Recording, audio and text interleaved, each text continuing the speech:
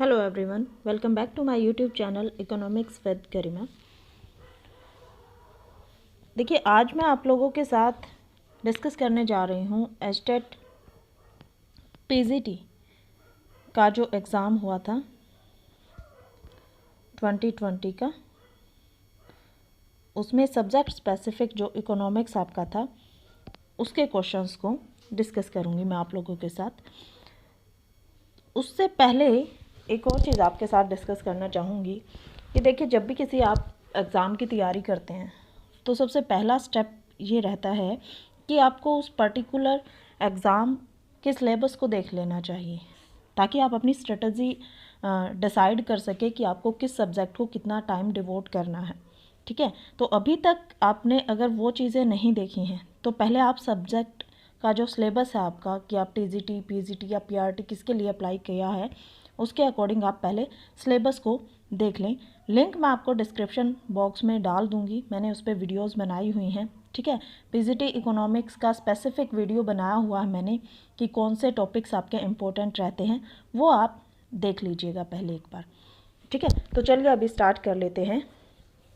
PGT economics का जो exam हुआ था 2020 में एचटेट का, उसमें क्या क्या क्वेश्चंस आपसे पूछे गए थे। ठीक है, देखिए, the first one question was, what was the annual growth rate of national income in the first 3 decades of Indian economic planning.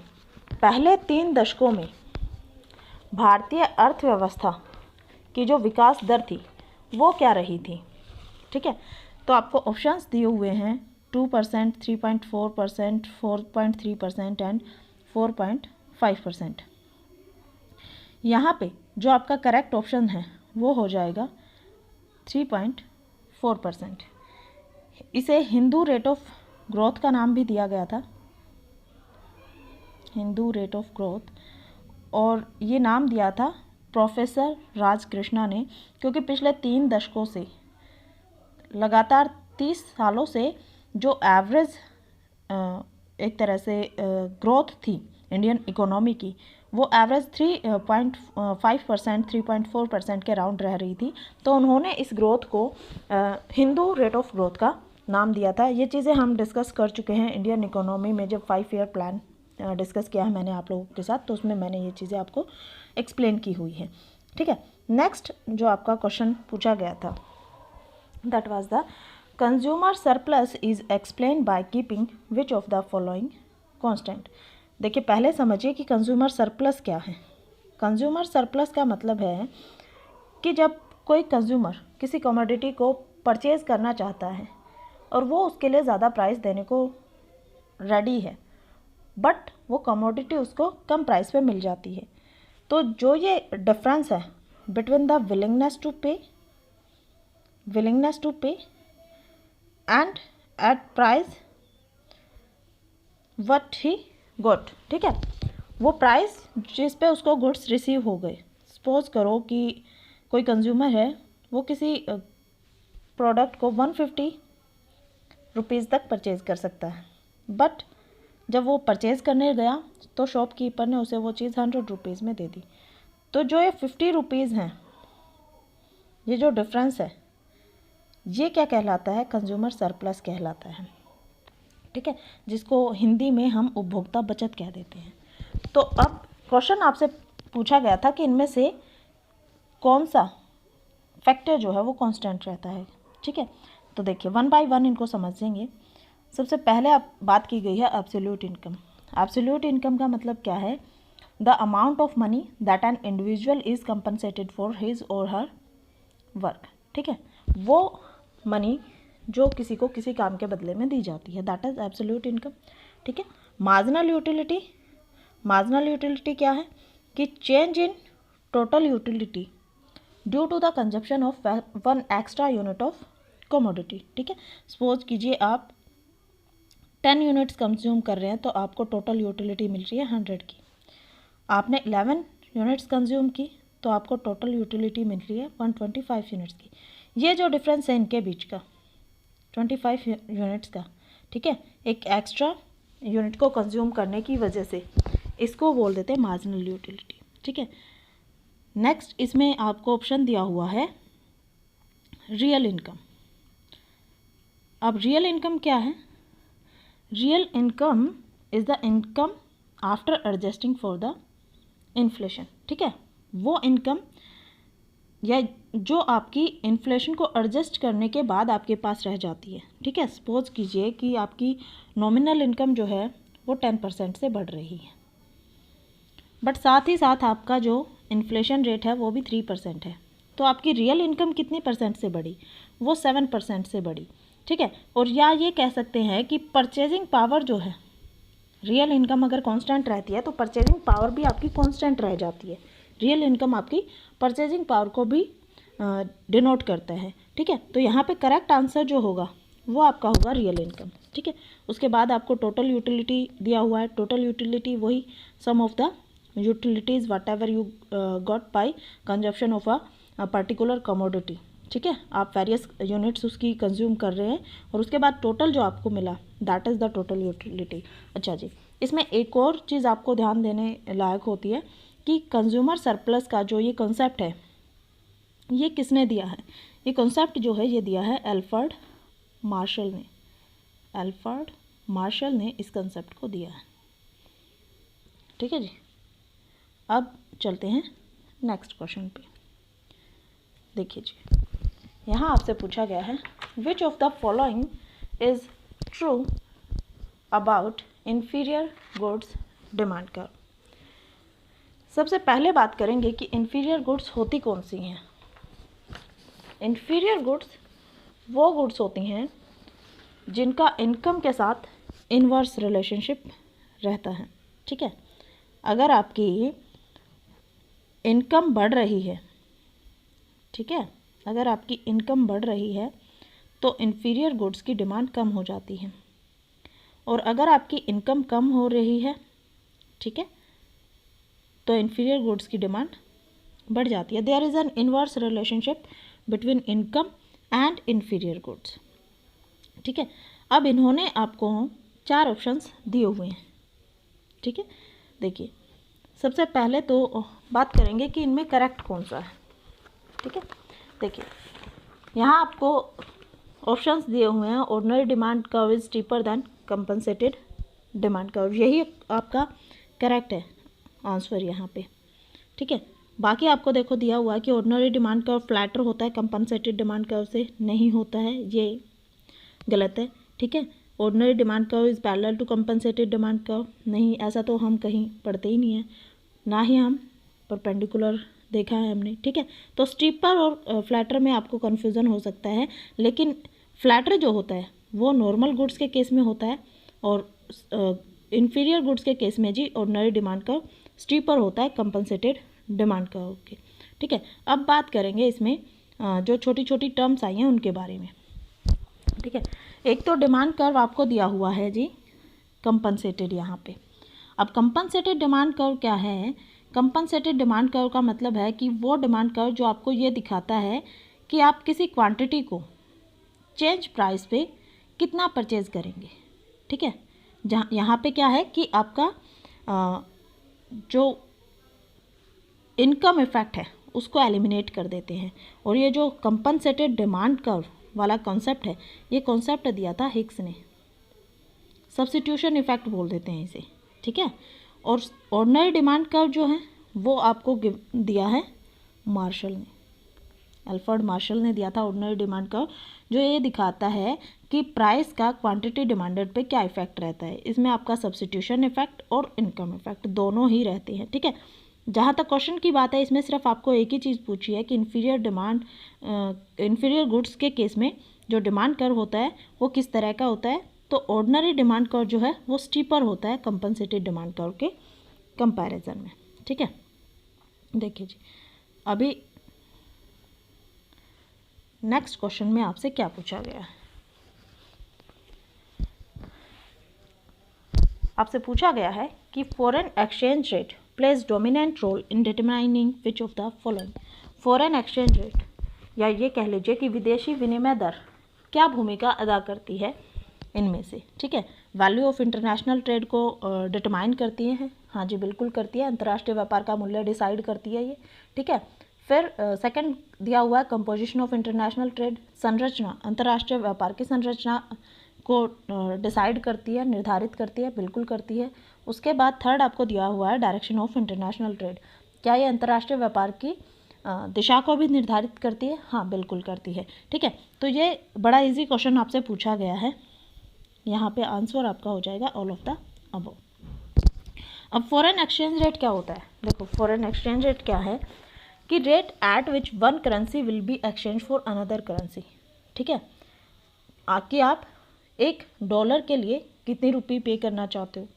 ठीक है, जब हम एक करेंसी को दूसरी करेंसी से एक्सचेंज करते हैं तो वैल्यू जो हमारी करेंसी की वैल्यू है दूसरी करेंसी के कंपैरिजन में, वो रेट जो है उसी को फॉरेन एक्सचेंज रेट बोल दिया जाता है। और 15 अगस्त 1947 को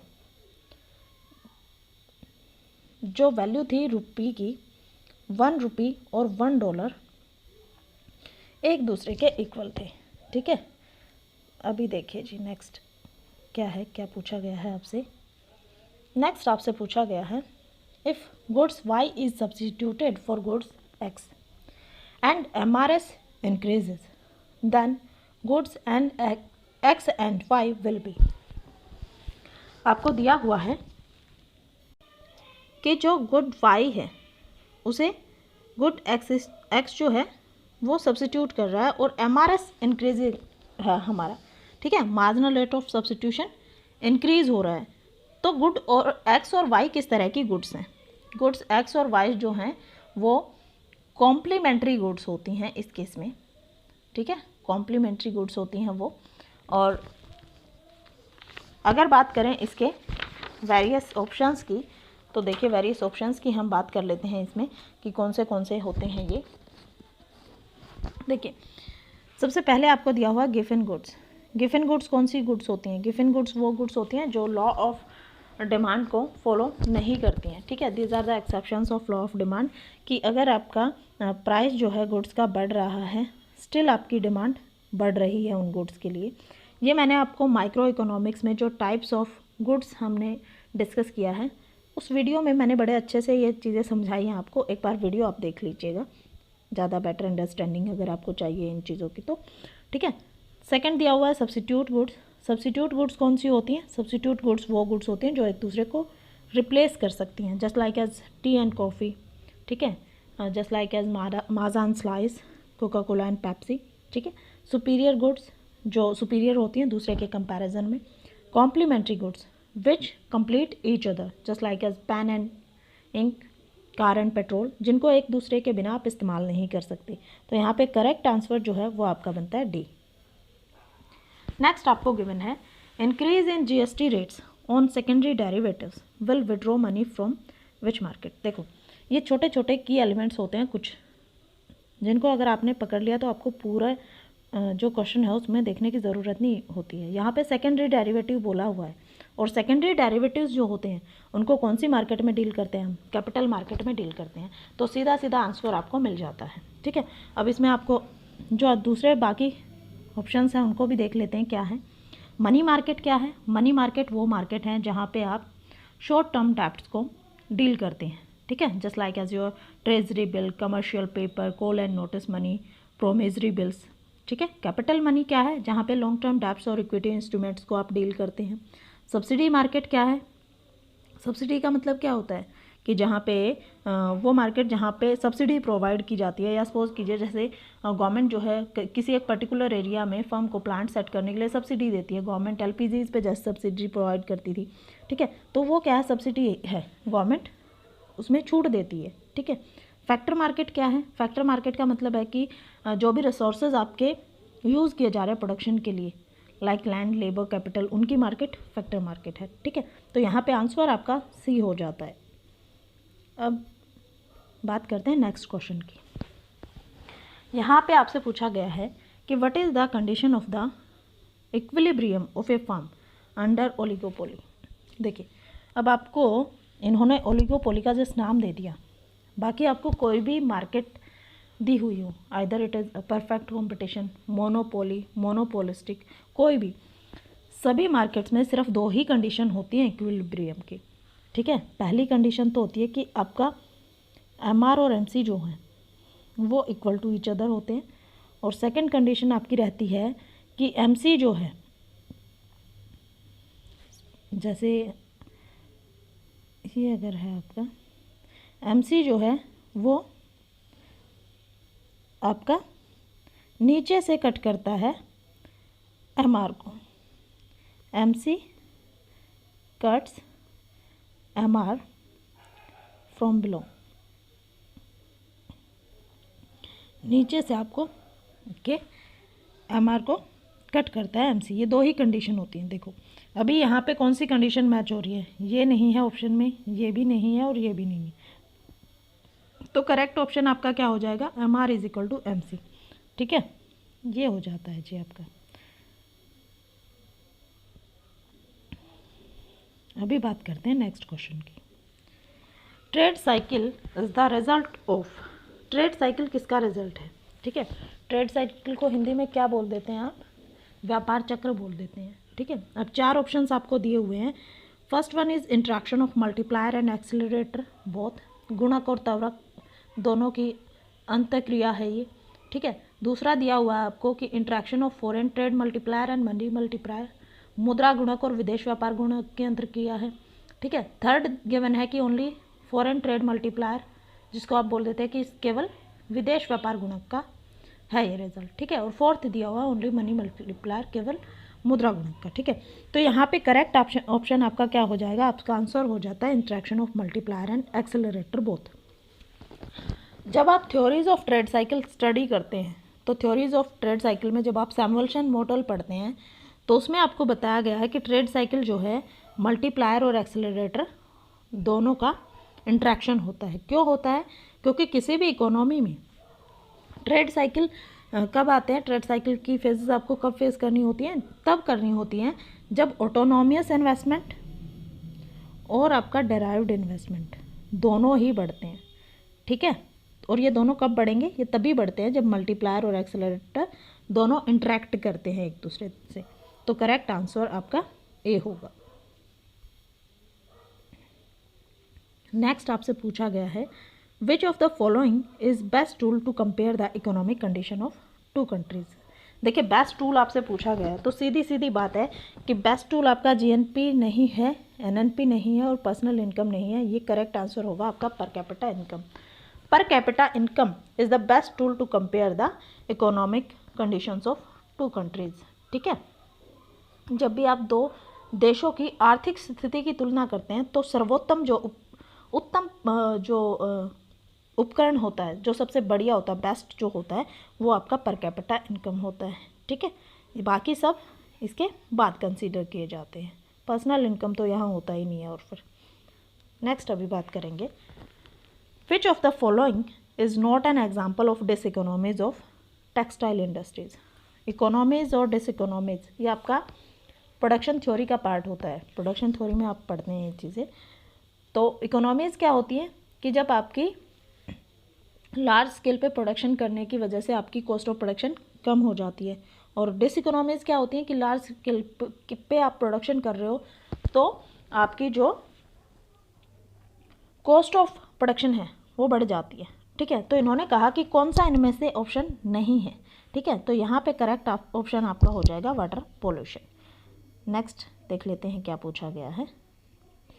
if the deviation are taken from actual mean the sum of the deviation will be. देखिए जी, ये स्टैटिस्टिकल इकोनॉमिक्स का स्टैटिस्टिक्स से आपका क्वेश्चन पूछा गया, और स्टैटिस्टिक्स में भी जो आपका मेजरमेंट ऑफ सेंट्रल टेंडेंसी, ठीक है, स्टार्टिंग से जो इनिशियल बेसिस होता है, या ये कह लीजिए जो प्राइमरी चीज़ें हैं स्टैटिस्टिक्स में, वहीं से आपको एक सीधा सीधा क्वेश्चन पूछ लिया गया है। जब भी आप पढ़ते हैं properties of mean, arithmetic mean, तो उसमें दो प्रॉपर्टीज़ आपको गिवन होती हैं जो बड़ी इंपॉर्टेंट रहती हैं। पहली क्या होती है कि the sum of deviation of items from arithmetic mean is always 0। ठीक है, इज ऑलवेज 0, जो आपको दी हुई है sum of deviation will be equal to 0। और एक और आपसे पूछी जाती है बार बार, ये इंपॉर्टेंट रहती है हमेशा, ये नेट के पॉइंट ऑफ व्यू से भी इंपॉर्टेंट रहती है, जिसको आपने माइंड में रखना होता है। और दूसरी प्रॉपर्टी क्या होती है? दूसरी प्रॉपर्टी ये होती है जी कि the sum of the standard deviation of arithmetic mean is minimum. ठीक है, arithmetic sum of the standard deviation of arithmetic mean is minimum. ये दो प्रॉपर्टीज़ रहती हैं जो इम्पोर्टेंट रहती हैं। अब मूव करते हैं नेक्स्ट क्वेश्चन की तरफ। यहाँ से आपको पूछा गया है, under which of the following forms of market structure does a firm has no control over the price of its product. इनमें से कौन सी बाजार संरचना है जिसमें फर्म का अपने प्रोडक्ट पे के प्राइस पे कोई भी कंट्रोल नहीं होता है? ठीक है, ये आपका आंसर यहाँ सीधा सीधा परफेक्ट कंपटीशन है। ठीक है, परफेक्ट कंपटीशन कौन सी मार्केट होती है? परफेक्ट कंपटीशन वो मार्केट होती है जहाँ homogeneous product at the same price सभी जो फर्म हैं वो सप्लाई करती हैं। ठीक है, देखो जी, इसमें क्या होता है कि फर्म जो है प्राइस कौन डिसाइड करता है? इंडस्ट्री डिसाइड करती है। तो ये डी कर्व हो जाता है इंडस्ट्री का, और ये सप्लाई कर्व। ठीक है, यहाँ पे इंटरेक्शन हुआ सप्लाई और डिमांड का, तो प्राइस यहाँ डिसाइड हो गया, ये इंडस्ट्री का है। ठीक है, बट अगर हम बात करें एक फर्म की, तो फर्म जो है वो इंडस्ट्री के अकॉर्डिंग चलती है। फर्म का अपना कोई कंट्रोल नहीं होता है जब भी प्राइस डिसाइड करती है फर्म। ठीक है, in the case of perfect competition. बाकियों में इनका रोल रहता है, ये अपने आप से डिसाइड कर सकते हैं, किसी में पूरी तरह से और किसी में कुछ हद तक। ठीक है, बट परफेक्ट कंपटीशन ही ऐसा है जिसमें मैन्युफैक्चरिंग फर्म का जो है मार्केट स्ट्रक्चर का कोई भी रोल नहीं होता है जब प्राइस डिसाइड किया जाता है। ठीक है, तो ऑप्शन यहाँ पे डी हो जाएगा। नेक्स्ट क्वेश्चन आपका पूछा गया है पब्लिक फाइनेंस से, the recommendation of 14th finance commission cover the 5-year period as. 14th सीधा सीधा ये पूछा गया है कि 14वां वित्त आयोग जो है उसके सुझावों की लागू होने की समयावधि क्या है। ठीक है, ये समय अवधि है जी 2020 से 2025 तक की। ठीक है, 2020 से 2025 तक 15th फाइनेंस कमीशन रहेगा, और चेयरमैन कौन है? एन.के. सिंह हैं। एन.के. सिंह हैं 15th फाइनेंस कमीशन के चेयरमैन। ये दोनों ही चीज़ें आपको याद रखनी होती हैं, ये बार बार पूछी जाती हैं आपसे एग्ज़ाम में। Next question, what was the objective of Indian economic planning. Bharat में आर्थिक नियोजन का क्या उद्देश्य था? देखिए, इकोनॉमिक प्लानिंग कब की गई थी? जब कंट्री आज़ाद हुई। ठीक है, जब अंग्रेज़ यहाँ से जा चुके थे तो इकोनॉमिक प्लानिंग की ज़रूरत पड़ी। क्यों पड़ी? क्योंकि इंडिया में बहुत ज़्यादा भुखमरी थी। ठीक है, लोगों के पास एजुकेशन नहीं थी, इकोनॉमिक ग्रोथ बहुत डाउन चली गई थी। ठीक है, तो इंडिया को उन सब चीज़ों से निकालने के लिए, इंडिया की ग्रोथ को प्रॉपर करने के लिए, इंडिया का विकास करने के लिए इकोनॉमिक प्लानिंग की नीड अराइज हुई थी। बड़ा आसान क्वेश्चन है, आप ऑप्शंस देखते हो तो इसको कर सकते हो। ठीक है, ऑप्शंस से ही इसमें क्या दिया हुआ है आपको कि accelerate the economic growth, eradication of poverty and modernisation, all of the above यहाँ पे आंसर हो जाएगा। वैसे ये सारी चीज़ें, ये कि नीड क्यों अराइज हुई, ऑब्जेक्टिव क्या था, ये भी मैंने जब 5-year प्लान आपको डिस्कस करने शुरू किया तो जो 5-year प्लान का फर्स्ट पार्ट है उसी में मैंने ये चीज़ें आपके साथ डिस्कस की है कि क्यों नीड अराइज हुई थी, क्या ऑब्जेक्टिव थे इंडियन इकोनॉमिक प्लानिंग के, और कैसे फिर फाइनेंस कमीशन जो आपका कमीशन था उसके लिए, या जो आपका पब्लिक जो 5-year प्लान जो थे वो कैसे स्टार्ट हुए। ठीक है, किस 5-year प्लान में क्या क्या ऑब्जेक्टिव लेके चले, क्या ग्रोथ रेट थी, वो सब डिस्कस किया हुआ है वहाँ पे। आज के लिए लास्ट क्वेश्चन जो है वो अभी देख लेते हैं हम। आपको दिया हुआ z = 10, m = 20 and value of x बार आपको फाइंड आउट करना है। देखिए z क्या डिनोट करता है? z denotes the mode. Statistics जब आप पढ़ते हो तो ये मोड है, m मीडियन है, और x बार आपका मीन को डिनोट करता है, रिप्रेजेंट करता है। ठीक है, अच्छा, जब आपने पढ़ा होगा स्टैटिस्टिक्स तो आपने उसमें एक छोटी सी रिलेशनशिप पढ़ी होगी इनके बीच में, कि मीन, मोड और मीडियन के बीच में क्या रिलेशनशिप होता है। रिलेशनशिप ये रहता है कि जो मोड है z = 3 मीडियन - 2 मीन के इक्वल होता है। ठीक है, तो यहाँ पे इस इक्वेशन में आपने वैल्यूज़ को पुट करना है। आपको गिवन है mode is equal to 10, mean is 20 and you have to find out the value of mean। ठीक है, देखिए 10 is equal to 60 minus 2x bar, that's mean 2 mean is equal to 50। 10 इधर आया, 60 माइनस 10 50, और मीन की value क्या हो जाएगी 50 डिवाइडेड बाई 2 25। तो ये आंसर क्या हो जाएगा आपका, बी हो जाएगा। ठीक है जी, आई होप कि ये वीडियो आप लोगों के लिए हेल्पफुल रहा है, क्योंकि प्रीवियस ईयर क्वेश्चंस या जो आपके इम्पोर्टेंट क्वेश्चंस होते हैं, क्वेश्चंस की प्रैक्टिस करना बड़ा ज़रूरी होता है, और सबसे ज़्यादा ज़रूरी होता है प्रीवियस ईयर क्वेश्चंस जब भी आप किसी एग्ज़ाम की तैयारी करते हैं। ठीक है, तो आई होप कि वीडियो आपके लिए हेल्पफुल रहा है। नेक्स्ट वीडियो में हम इससे आगे क्वेश्चंस डिस्कस करेंगे। Thank you so much for watching. Video अगर पसंद आया है तो वीडियो को लाइक कर दें, चैनल को सब्सक्राइब कर दें और बेल आइकन को प्रेस कर लें। साथ ही वीडियो को अपने बाकी फ्रेंड्स के साथ भी शेयर कर दें ताकि सबको इसका बेनिफिट मिल सके।